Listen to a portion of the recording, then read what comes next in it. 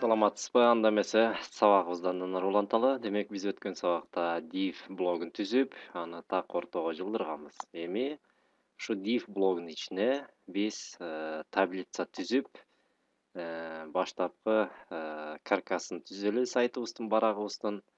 Аны мына көрүш үчүн бул жерде сайтты карайлы дагы. Мынакей демек биздин азыркы түзө турган максатыбыз ошол div блогунун ичине таблица түзүп, ал таблицабыз канчадан турат? Демек 1, 2, 3, 4 саптан турат. Жана анын экинчи сабын биз моундай кылып 4 бөлүккө бөлүшүбүз керек. Ал менюлар сапчасы болуш үчүн. Ошондой эле хедерди сүрөт жайгаштырабыз жана футерге copyright деп укук коргоо боюнча жазабыз. Демек азырынча мына ошол каркасты түзөлү дагы ошолорду жазайлы. Анда эмесе Dreamweaver программасына кайрылабыз. Демек мынакей содержимое для ID main здесь деп атат. Ушул жерге биз таблица түзүшүбүз керек. Таблица түзүү да Dreamweaver программасында абдан оңой. Аны Word текст редакторунда түзгөн сыяктуу эле мынакей бул жерде көрүнүп турат. Инструменттер панели же болбосо вставить таблица дегенди бассак болот. Демек, мынакей ошол div блогунун ичин карайбыз да, бөлүп алабыз дагы, андан кийин таблица дегенди басабыз. Демек, биздин таблицабыз дагы ошо div блогунун туурасында эле 700 пикселге барабар болуш керек. Мына 700 пиксель. Строки сапчабыз 4 сапча болуш керек. Столбцы биздики бир эле столб же болбосо бир эле мамыча болот. Отступы ячеек, разбивка дегендин кереги жок азырынча. Болду. Размер 1 пиксель деп атабыз. Бул ошо 1 пиксель менен эле тура берсин. Окей дегенди басабыз. Мына биздин таблица түзүлдү.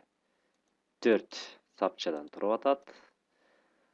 Эми бул жерге эмне кылышыбыз керек? Биринчиден, ушул таблицанын фонун коюшубуз керек. Демек, ал үчүн ушул таблицага, жалпы таблицага биз стиль түзүшүбүз керек. Демек, бул таблица деген table теги менен болгондуктан биз table тегине стиль түзөбүз. Ал үчүн new css дегенди басабыз. Tag дегенди тандап алабыз дагы. Table деп жазабыз. Table. Окей. Демек, бул жерде биринчиден фонду берип көрөлү. Фондук түсүбүз ак түс эле кылып коебуз азырынча. Андан башка эмнени беребиз? Андан башка азырынча эч нерсенин берип кереги жок. Кийин керек болсо кошуп алабыз дагы. Мына фонду бердик. Демек, фонубуз ак түстүү болду. Эми биринчи сапчабызга биз эмне кылышыбыз керек? Албетте, header. Headerибизди жайгаштырышыбыз керек. Headerди каяктан алабыз? Headerибиз биздики image деген мынакей мугалим деген сайтыбыздагы image деген папканын ичинде headerибиз жайгашкан болот. Аныбыз мынакей header.jpg деп турат. Ушул жерден эле кармайбыз дагы бул файлды. Сүйрөп келип биринчи сапчага коебуз. Мына биздин биринчи сапчабыздагы headerибиз пайда болду. Ал эми экинчи сапчабыз албетте бул менюлар сапчасы болуп эсептелинет. Аны коюп турабыз дагы. Үчүнчү сапчага биз фон беришибиз керек. Үчүнчү сапчадагы фонубуз биздики могул сыяктуу хедерге окшогон көк болуп атат. Ал үчүн биз үчүнчү сапчага класс түзөлү жана ошол жерге фондорду берели. Анда дагы коебуз. Үчүнчү эмес, 4-чү сапча экен биздики. Стиль түзөбүз. Бул жерде класс дейли, анткени биз класска түзөбүз. td3 деп коелу. td 3 эмес 4. 4-чү сапчабыз болуп атат, td4. Окей. Бул жерге background color. Colorду кандай түс коюш үчүн биз эмне кылабыз? Ал үчүн colormania'ны колдонобуз. Мына colormania.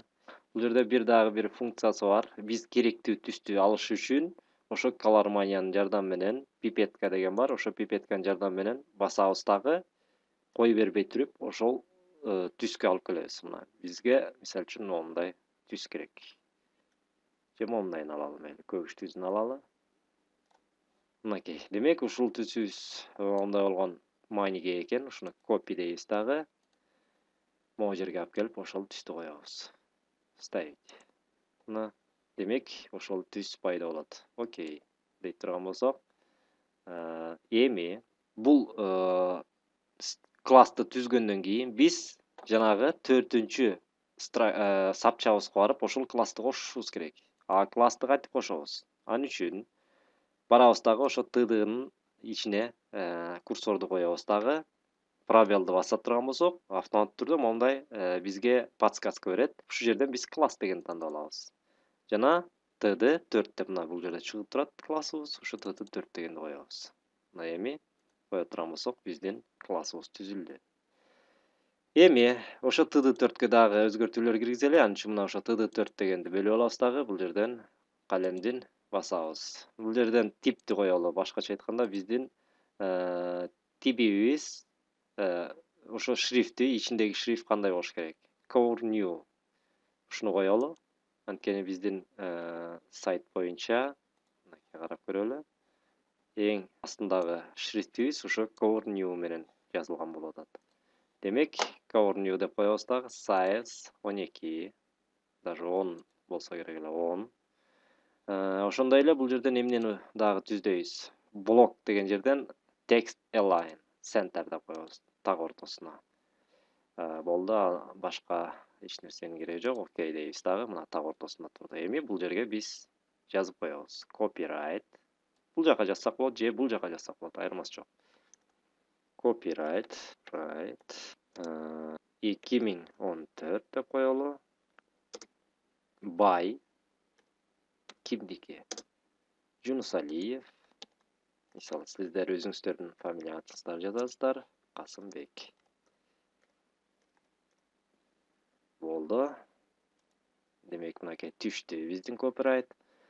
Эми, демек, биз header'ди, footer'ди дайындадык. Эми, кийинки кезекте биз могу жердеги экинчи сапчага менюлар сапчасын дайындашыбыз керек. Ал мынакей менюлар сапчасын. Ал үчүн биз бул сапчаны 4 мамычага бөлүшүбүз керек экен.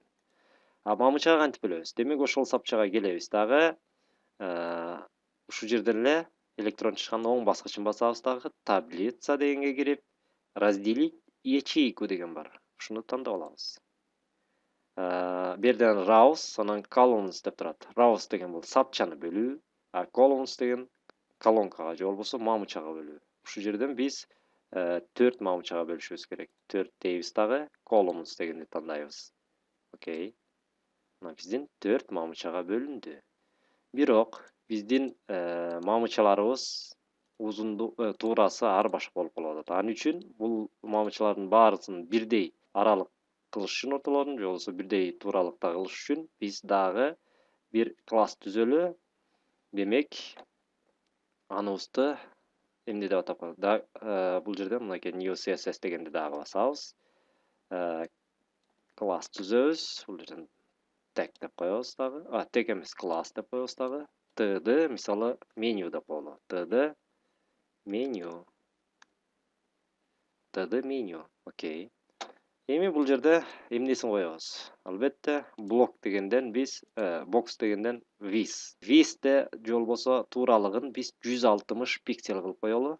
Башкача айтканда, ар бири 160 пикселден болуш керек. Андан башка эмнени койсок? Фонду фон дагы беришибиз керек, ооба. Мына бул жерде карап көрсөңүздөр, фон турат. Ушул жердеги фондун дагы карап алалы. Пипетканы карайбыз дагы, алып келебиз.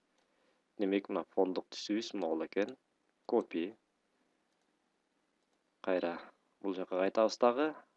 Background color. Бул жерге жанагы түстү коебуз, ставить. Окей. Дагы башка эмнени койсок болот? Болду, ошол эле болуш керек. Блоктон биз text align дегенден center дешибиз керек. Ошондой эле тип, текстибиздин тиби дагы бар да биздин. Тексттин тиби болсо, бул Times New Roman коебуз дагы.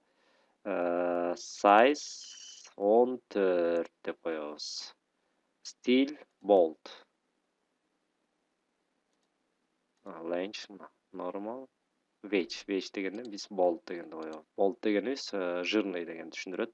Менин оюмча бүттү окшойт. Окей деп коебуз дагы. Эми бул стилди мынакей ушул тдга же болбосо ар бир бөлгөн мамычабызга коюп чыгышыбыз керек экен.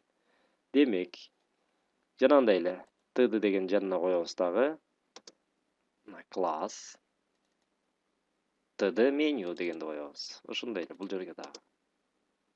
Пробелди басып туруп да класс td меню. Класс td меню.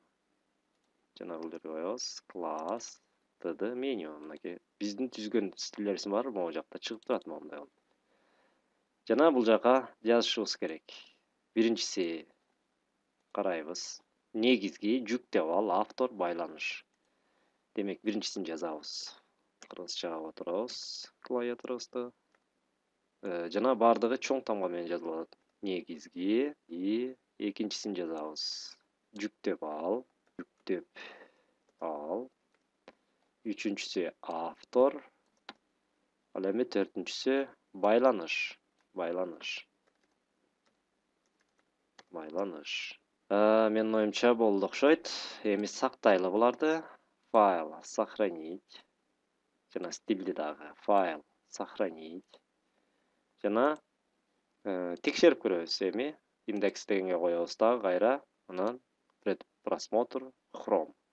Текшеребиз. Мына биздин түзгөн берден содержимый деген калып калыптыр. Ошону алып салышыбыз керек экен. Түзгөн стилибиз мынакей жанагындай болуп чыкты. Хедерибиз турат, менюлар турат. Ошондой эле копирайт турат жана биз киргизүүчү жалпы контентти коюучу талабыбыз турат. Демек, биздин максат аткарылды. Биз башында койгон максатка жеттик деп ойлойм. Ушуну менен анда бул сабагыбызды аягына чыгалы дагы. Кийинки сабактан жолугушканча сак саламатта болуңуз.